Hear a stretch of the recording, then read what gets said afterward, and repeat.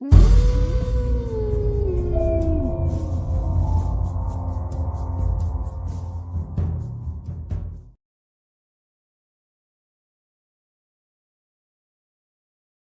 दिन हो गए थे दिनकर को अस्पताल के उस मेंटल वार्ड में। उसकी पत्नी माया और बेटी गुड़िया उसे हर दिन देखने आते। उसकी बेटी गुड़िया डॉक्टर से बार बार एक ही बात पूछती, मेरा पापा कब तक ठीक हो जाएगा? कुछ कहा नहीं जा सकता। हमने शॉक थेरेपी देनी शुरू कर दी है, लेकिन उसका कोई खास असर दिख नहीं रहा है तुम्हारे पापा पर। डॉक्टर अंकल, मेरे पापा को ठीक कर दो ना प्लीज। प्लीज उन्हें ठीक कर दो ना। मुझे उनके साथ खेलना है, मुझे कहानी सुननी है। हर दिन वो मुझे एक कहानी सुनाते थे, तभी मुझे नींद आती थी। पिछले 9 दिनों से मैं ठीक से नहीं सो पाई हूँ। डॉक्टर खामोशी से गुड़िया की बातों को सुन रहा था, लेकिन वो उसकी बातों का क्या जवाब देता उसे समझ नहीं आ रहा था। तुम्हें शर्म नहीं आती दिनकर? कितने दिन हो गए? हाँ बोलो, कितने दिन हो गए? दिन क्या कितने महीने हो गए? तुम एक ढंग की तस्वीर नहीं ले पाए हमारे अखबार के लिए। देखो, हम यहाँ भंडारा नहीं चला रहे, ना ही चैरिटी कर रहे हैं। हम सैलरी मुफ्त में नहीं देते, काम करना पड़ता है काम। सर, मैं तस्वीरें तो लाता ही हूँ। उन घटिया बिना मतलब की तस्वीरों का मैं क्या करूँ बोलो? उसकी अगरबत्ती बनाऊं? लोगों को मसाला चाहिए तस्वीरों में, दर्द चाहिए, इमोशन चाहिए, ड्रामा चाहिए, तभी तो हमारा अखबार बिकेगा। सर, मैं कोशिश तो कर रहा हूँ। क्या खाक कोशिश कर रहे हो? कान खोल कर सुन लो। इस हफ्ते अगर ढंग की और जबरदस्त तस्वीरें जिसमें इमोशन हो अगर वो नहीं आई, तो फिर अगले हफ्ते से अखबार के दफ्तर आने की कोई जरूरत नहीं है। पिछले 6 महीने से दिनकर ने एक भी ऐसी तस्वीर नहीं खींची थी जो अखबार के लिए फायदे का सौदा होती। पिछले 6 महीने से उसकी सैलरी भी लगभग आधी ही आ रही थी। बहुत तकलीफ से वो घर खर्चा चला रहा था। आज जब बॉस ने उसे ये कहा कि अगर कोई जबरदस्त तस्वीर वो नहीं खींच कर लाया तो उसे अगले हफ्ते से दफ्तर आने की जरूरत नहीं है, ये बात बार बार उसके दिमाग में लगातार घूम रही थी। उसे कुछ रास्ता नहीं सूझ रहा था कि आखिर वो कहां से ऐसी तस्वीर खींचे जो उसके बॉस को खुश कर सके। उदास मन से वो घर पहुंचा। माया ने टेबल पर रखा खाना लगाया। बेमन से दिनकर अपनी पत्नी और बेटी के साथ खाने बैठा, लेकिन उसके गले से निवाला उतर ही नहीं रहा था। तभी माया ने कहा, गुड़िया के स्कूल से फाइल रिमाइंडर आ गया है। अगर इस महीने फीस नहीं जमा की तो उसे स्कूल से निकाल देंगे। माया अपनी बात कहे जा रही थी, लेकिन दिनकर तो किसी और ख्याल में खोया हुआ था। उसे देखकर माया को जोरों का गुस्सा आया। दिनकर, मैं तुमसे कुछ कह रही हूँ, तुम सुन रहे हो कि नहीं? क्या हुआ? होगा क्या? तुमने और तुम्हारी इस नौकरी ने हमारा जीवन नर्क बना दिया है। मन तो करता है तुम्हारा ये कैमरा लूं और इसे आग लगा दूं। अरे तुम्हारी इस नौकरी के कारण छोटी छोटी चीजों के लिए कॉम्प्रोमाइज करना पड़ता है। मैं तो कर ही रही थी, फिर भी किसी तरह समझौते, ये सोचकर कि यही मेरी किस्मत है। लेकिन अब हमारी बेटी को भी करना पड़ेगा। अगर उसकी फीस जमा नहीं हुई तो स्कूल वाले इसे स्कूल से निकाल देंगे। ऐसे कैसे निकाल देंगे? फीस नहीं दोगे तो निकालेंगे ही ना, आरती तो नहीं उतारेंगे। और हाँ, ये भी याद रखना कि ये फ्लैट भी रेंट का है और मकान मालिक इसके लिए भी लास्ट रिमाइंडर दे चुका है। दिनकर इन दिनों जिंदगी के थपेड़ों से तो परेशान था ही, ऊपर से माया की जली कटी बातें उसकी आत्मा को चोट पहुंचा देती थी। मैं कुछ करता हूँ माया, तुम स्कूल वालों से कहकर थोड़ी मोहलत ले लो। अरे ये बात कहते हुए तुम्हें तो शर्म नहीं आती, लेकिन मुझे आती है। पिछले 6 महीने से कितनी बार मोहलत ले चुकी हूँ। अब तो मन करता है कि कहीं भाग जाऊँ या कुछ कर लूँ। अस्पताल के मेंटल वार्ड के बाहर कुत्ते लगातार भौंके जा रहे थे। दिनकर अस्पताल के बिस्तर पर चुपचाप बैठा हुआ था। थोड़ी देर पहले ही उसकी शॉक थेरेपी हुई थी। पिछले 9 दिनों में उसकी सेहत बहुत ही डाउन हो गई थी। वह एक टक अपने वार्ड की खिड़की की ओर घूरे जा रहा था। तभी अचानक उसे लगा कि खिड़की से 2 आंखें उसे घूर रही है। वह उन आंखों को अच्छे से पहचान लिया। ये वही आंखें थी, तस्वीर वाली। दिनकर के दिल की धड़कन एक बार फिर से तेज हो गई। अचानक वो आंखें वहां से गायब हुई और खिड़की धड़कन से बंद हो गई। दिनकर बहुत डर गया। तभी उसे लगा कि उसके कमरे में कई सारे लोग बैठे हुए हैं और उसके कमरे में कुछ लाशें भी रखी हुई हैं।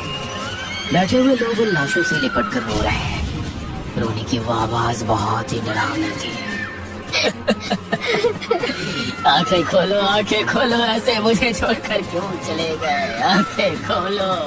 दिनकर का दिमाग काम नहीं कर रहा था। वो बिस्तर से उठकर भाग जाना चाहता था, इसलिए वह जल्दी से बिस्तर से उतरा, लेकिन तभी उन सभी ने उसके पैरों को पकड़ लिया।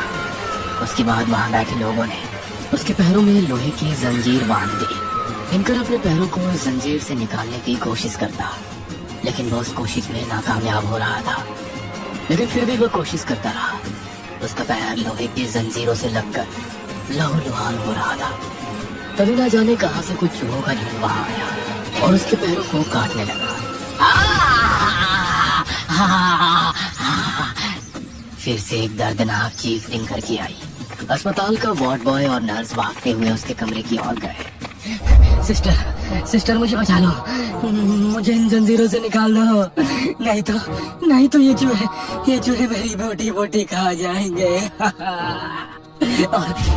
और इन लोगों को भगाओ यहाँ से, ये मुझे जीने नहीं देते। गिरोने की आवाज मेरे कानों में सुई की तरह चुभती है। मिस्टर दिनकर, क्या हुआ आपको? ये क्या कर रहे हैं? कहाँ है जंजीरें और कहाँ है चूहे? और किन आवाजों की बात कर रहे हैं आप? अरे ये तो है मेरे पास, ये देखिए। मिस्टर दिनकर, यहाँ कोई नहीं है, कुछ नहीं है। दिनकर को नींद नहीं आ रही थी। वह कहाँ से अपनी बेटी की फीस जमा करता, वह कहाँ से ऐसी तस्वीर खींचता जो उसकी नौकरी को बचा लेती। वह यही सब सोचे जा रहा था। आखिरकार उसने एक फैसला लिया। बस हो गया, अब नहीं होता मुझसे, मैं हार गया हूँ। मैं अब लड़ नहीं सकता। मुझे माफ कर देना गुड़िया, मुझे माफ कर देना माया, I'm a failure। रात के 11 बज रहे थे। दिनकर रेलवे ट्रैक पर चला जा रहा था, हर दिन की तरह। उसके गले में उसका कैमरा लटका था। आज उसने एक खतरनाक फैसला ले लिया था। वो ऐसा नहीं करना चाहता था, लेकिन वो मजबूर था। वो रेलवे ट्रैक पर बढ़ता जा रहा था। तभी उसके कानों में कुछ आवाज आई। चौरसिया, सिग्नल चेक कर लिया है ना? सब ठीक है ना? हाँ पांडे, सब चेक कर लिया है। एक वायरिंग लूज थी, उसे ठीक कर दिया है। अब कोई प्रॉब्लम नहीं है। ठीक है, फिर मैं स्टेशन मास्टर को क्लियरेंस दे रहा हूँ। 2 ट्रेनें आने वाली हैं। हाँ पांडे, दे दे, कोई टेंशन नहीं है। कितना रिस्क वाला काम है ना अपना चौरसिया। जरा सी गड़बड़ हुई नहीं कि भयानक हादसा हो जाएगा। उन सिग्नल मैनों की बातों को सुनकर दिनकर के दिमाग में अचानक से खुराफात आ गई। अगर मैं इन तारों की सेटिंग में छेड़छाड़ कर दूं तो एक भयानक हादसा हो जाएगा और यहाँ लाशें ही लाशें होंगी।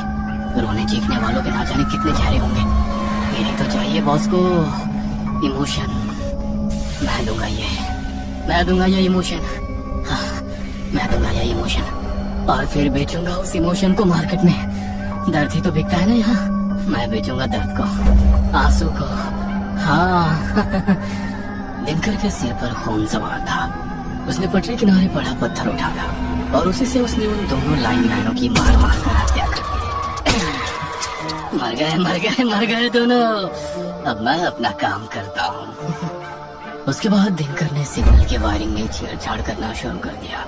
स्टेशन मास्टर इन बातों से बेखबर था। उसने लाइन क्लियर देखी। लाइन क्लियर मिलने से एक्सप्रेस ट्रेन के ड्राइवर को भी कुछ पता नहीं चला।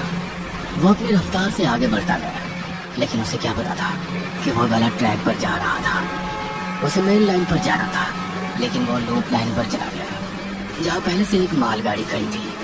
अचानक एक जोरदार धमाका हुआ और एक भयानक एक्सीडेंट का शिकार वो ट्रेन हुई। 2 ट्रेनें तो इस दुर्घटना का शिकार हो चुकी थी, लेकिन अब बारी तीसरी ट्रेन की थी। तीसरी ट्रेन जो अपनी पूरी रफ्तार से पैसेंजरों के साथ आ रही थी, उसकी टक्कर पहली ट्रेन की बोगियों से हो गई, जो एक्सीडेंट के बाद दूसरे ट्रैक पर चली आई थी। और फिर से वैसा ही जोरदार धमाका हुआ। ऐसा लगा कि कोई बड़ा बम विस्फोट हुआ है। उसके बाद तो हर और चीख पुकार का माहौल बन गया। लेकिन ये चीख पुकार किसी की नौकरी की गारंटी थी, किसी की बच्चे की स्कूल फीस की गारंटी थी, किसी के अखबार के बिकने की गारंटी थी। कुछ देर बाद ही इस हादसे की खबर सभी को हो गई। सारे न्यूज चैनल ब्रेकिंग न्यूज चला रहे थे। उधर दिनकर तस्वीर खींचने में व्यस्त था। आज जब उसने सारी तस्वीरें अपने बॉस को भेजी तो वो बहुत ही खुश था। उसने दिनकर के इंक्रीमेंट की बात की, साथ ही उससे और भी तस्वीरें भेजने को कहा। दिनकर ने अपनी नौकरी बचाने के लिए एक राक्षसी कृत्य को अंजाम दिया था। उसकी बेटी की फीस जमा हो गई थी, लेकिन वो बहुत महंगी फीस थी। इस बात का पता उसकी बेटी को नहीं था, ना ही माया को था। दिनकर को आज 6 महीने हो गए हैं अस्पताल में। उसकी स्थिति हर दिन बिगड़ती जा रही है। उसे हर दिन दौरे पड़ते थे। वह आंखें उसे अब भी घूरती है। लोगों के रोने की आवाज अब भी उसके कानों में गूंजती है और उससे सवाल करती है कि क्यों किया। दिनकर उन आवाजों को सुनकर परेशान हो जाता है। अरे कोई बंद कर दो उन आवाजों को, कोई बंद कर दो। वो औरत मुझे घूरती है। वो छोटी सी बच्ची देखो मुझे कितने गुस्से से देख रही है। ये मैंने क्या कर दिया मैंने, ये क्या कर दिया। दिनकर अब भी उसी अस्पताल के मेंटल वार्ड में है। वो हर दिन उसी तरह चीखता चिल्लाता है। उसे वो लाशें अब भी हर दिन दिखाई देती है और उससे सवाल पूछती है, लेकिन दिनकर के पास कहाँ है उन सवालों का जवाब। ये कहानी आपको अच्छी लगी हो तो हमें सब्सक्राइब करें, हमारा इंस्टाग्राम और फेसबुक पेज जरूर फॉलो करें। और हाँ दोस्तों, सब्सक्राइब करना भूलना मत।